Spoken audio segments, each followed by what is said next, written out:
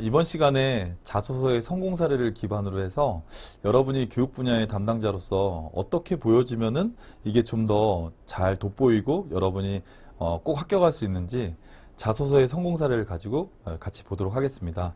가장 중요한 먼저 지원 동기와 입사 포부가 보통 일반적으로 많이 나오는데 지원 동기와 입사 포부라는 부분과 또 여러분이 좀 열정적인 부분도 교육 담당자라면 상당히 로열티를 가지고 있는 회사의 육성을 담당하는 분야이기 때문에 여러분의 열정도 좀 보여줄 수 있는 그런 내용도 같이 좀 얘기하도록 하겠습니다. 자, 먼저 지원 동기를 한번 보겠습니다. 최고의 인재를 통한 글로벌 넘버원. 제 학창시절 장래 희망 난에는 교사가 빠지지 않았을 정도로 어려서부터 교육에 대한 관심을 가지고 있었습니다. 이러이러한 교육 과정에서 인사와 육성에 관한 수업을 들으면서 교육과 육성에 대한 차이점을 알게 되었습니다. 육성 담당자가 되어 새로운 지식을 넘어 구성원들이 본래 가지고 있는 강점을 살릴 수 있는 프로그램을 기획하여 운영하고 싶었습니다. 일례로 신입사원 연수 진행 시 구성원 스스로가 자신의 강점이 무엇인지를 파악해보고 성과 창출로 이어질 수 있는 강점, 역량 강화 전략 수립 프로그램을 기획하는 것입니다. 학부 때 쌍방향식 교육을 지향하는 프로그램에서 학습자 목표를 공유하고 중간중간 성취도에 따라 방향을 수정해 나가는 기획을 수행했습니다. 입사 후 이 경험을 적극적으로 활용하여 각 과정마다 설문지를 통해 프로그램에 보완하고 있는 구성원과의 소통을 좀 더 보완하고 기업 비전을 달성하는 최고의 인재 육성 프로그램을 기획하겠습니다. 나름대로 상당히 고민하고 쓴 것처럼 많이 느껴집니다. 교육 담당자라고 하는 그 역할은 기업의 가장 중요한 기업의 비전, 앞으로 우리가 어떠한 방향으로 가겠다는 최종 목적이 되겠죠. 비전, 글로벌 넘버원 2020. 그러면 글로벌 넘버원 2020년에 우리 글로벌 넘버원이 되겠다. 세계 1위가 되겠다라는 비전이죠. 그런 비전을 달성하기 위해서 기업에서는 굉장히 중요하게 다루고 있는 부분이 인재상이거든요. 우리는 이러한 인재를 통해서 결국은 일을 하는 존재가 인재이기 때문에 우리는 이러한 인재를 통해서 우리가 이렇게 성장하겠다라는 그런 것들을 가져가기 때문에 그래서 기업이 사실 인재상이라는 걸 가져가는 거거든요.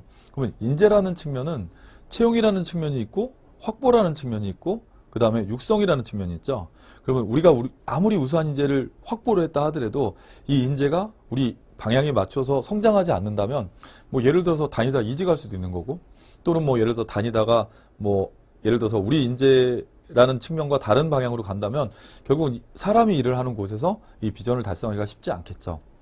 그렇기 때문에 적어도 인재 지원하는 측면에서는 적어도 육성이라는 부분이 무엇인지 교육이라는 측면이 무엇인지에 대한 고민이 좀 필요하고 자기가 실제 이런 육성 담당자가 돼서 이러이러한 부분을 운영하고 싶다고 했고 자기가 실제 이런 연수 진행을 해서 자기가 실제로 이런 것들을 한번 진행을 해봤다라고 하는 측면이 기업의 입장에서 봤을 때는 당연히 교육이라는 걸 실제 한번 관심을 가지고 해봤구나.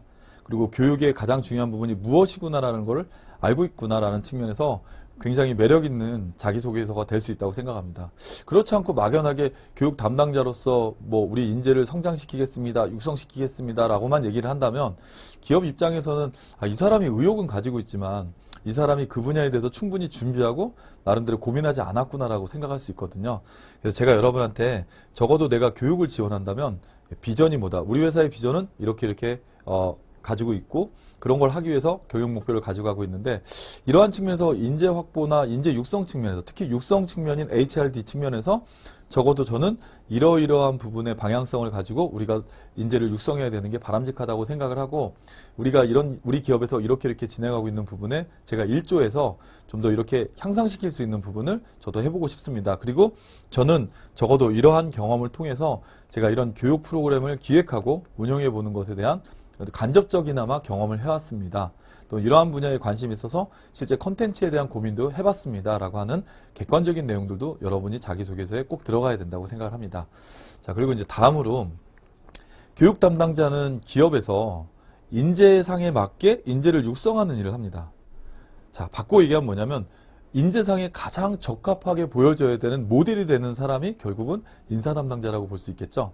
자, 제가 왜 열정이라는 부분을 여러분한테 컨텐츠로 교육 쪽에 잡았냐면 교육을 담당하는 사람이라고 하면 적어도 자기의 교육, 자기의 방향에 대해서 굉장히 애정이 있고 또 우리 회사에서 누구보다 어떤 확고한 신념을 가지고 있는 사람들로 구성되어 있는 집단이 교육 집단이거든요. 그래서 여러분이 적어도 그런 열정이 있다. 나름대로 확신을 가지고 있다라는 부분이 좀 더 명확하게 보여줬으면 좋겠다라는 취지로 여러분한테 그런 사례를 한번 가져와 봤습니다. 4년 전액장학생이 되기까지 고등학생 시절 대입을 꿈꿨지만 값비싼 등록금은 저에게 큰 부담이었습니다. 여기서 포기하면 평생 후회로 남을 것 같아 다방면으로 알아본 결과 장학금을 알게 되었고 장학생 선발을 위해 최선의 노력을 하였습니다. 첫째, 학교 선생님께 도움을 받았습니다. 매일 새벽 1시에 취침하고 5시에 기상하며 남들보다 먼저 하루를 시작하였습니다. 그리고 각 과목 선생님들의 수업 스케줄을 외워서 휴식 시간에 궁금한 것을 질문하여 해결했습니다. 한 번도 학원을 다니진 않았지만 제 배움에 대한 열정으로 할 수 있었습니다.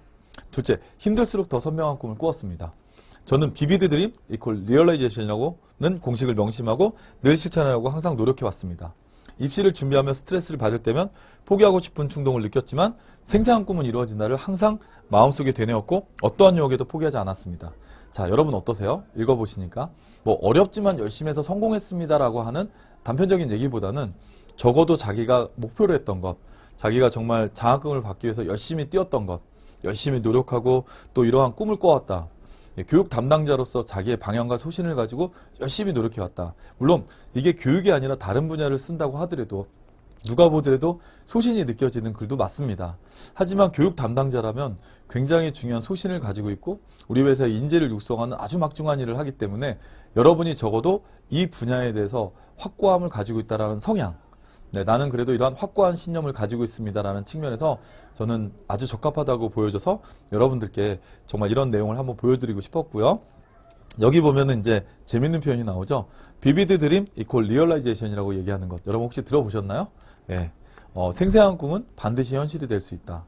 예전에 한번 히트를 쳤던 베스트셀러로 알고 있는데 꿈꾸는 다락방이라는 책에 나왔던 거죠.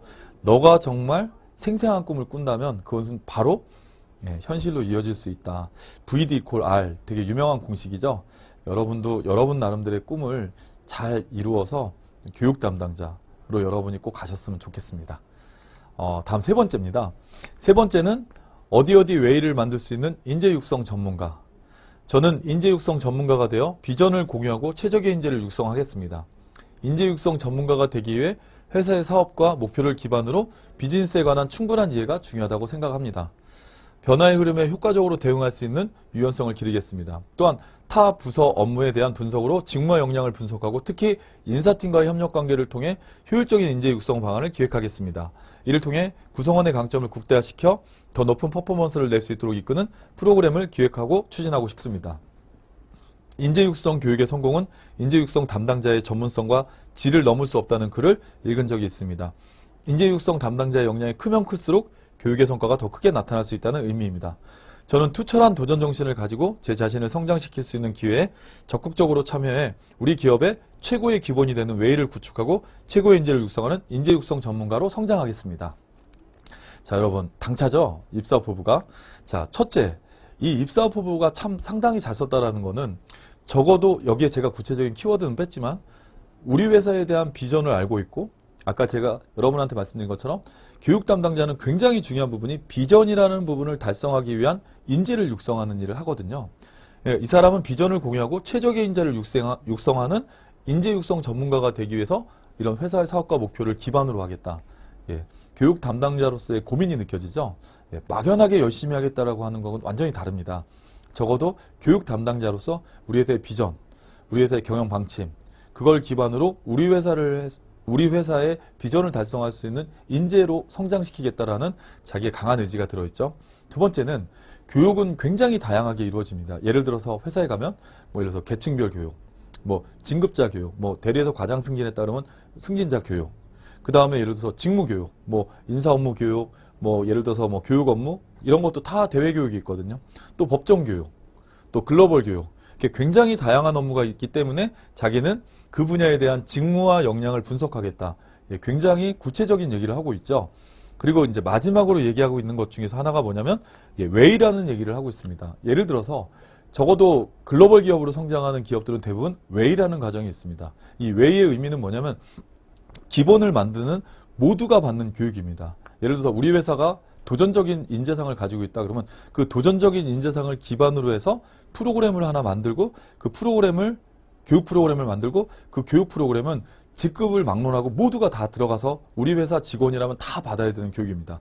그게 가장 기본이 되는 교육이거든요. 그러니까 이거는 뭐 계층별 교육이나 진급자 교육이나 어떤 일정 대상자를 하는 게 아니라 우리 회사의 직원이라면 누구나 들어가서 받는 교육인데 본인은 이러한 기본 웨이를 만드는 자기가 한번 교육과정을 만들어 보고 싶다. 나름대로 굉장히 비전도 고민했었고 인재라는 육성 측면도 고민했었고 자기는 기본을 한번 만드는 교육을 해보고 싶다.